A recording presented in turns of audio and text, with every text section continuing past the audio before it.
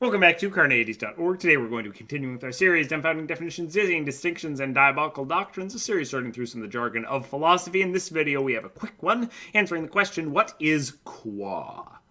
Now, a Latin word often used in philosophy is qua. It can be found in such phrases as being qua being, or human qua human.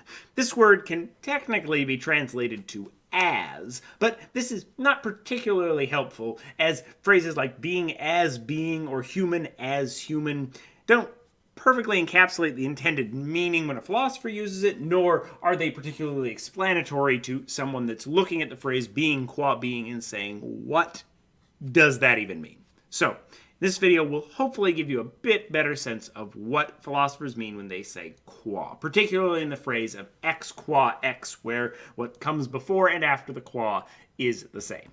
So, when philosophers use the term ex qua ex, they mean something akin to x in virtue of it being x, or x because it is x. Therefore, if you are studying being qua being, it means you are studying the features of something that exists as being in virtue of it existing.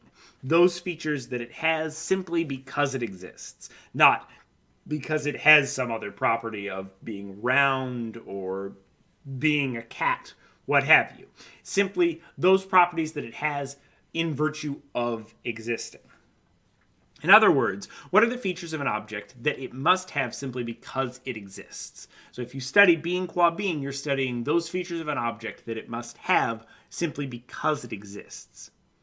So things like substance, that all existent things must have, arguably, might fit in here, depending on what you think. And the question of whether substance fits in there would be a question for someone that studies being qua being, i.e. what Aristotle's talking about when he says metaphysics.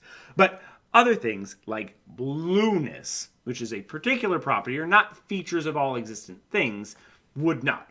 Studying the color spectrum that fits into blueness and what it means to be blue isn't necessarily studying being qua being. Studying color writ large, which arguably, if you include transparent in that, or a lack of color, is something that a lot of objects must have, that might fit more closely to being qua being. But studying a particular feature of an object, like being made of wood, what does it mean to be made of wood, isn't studying being qua being. It might be studying table qua wooden, but not being qua being. So, another way to think of this is ex qua ex means x in its role as an x, not in its role as something else.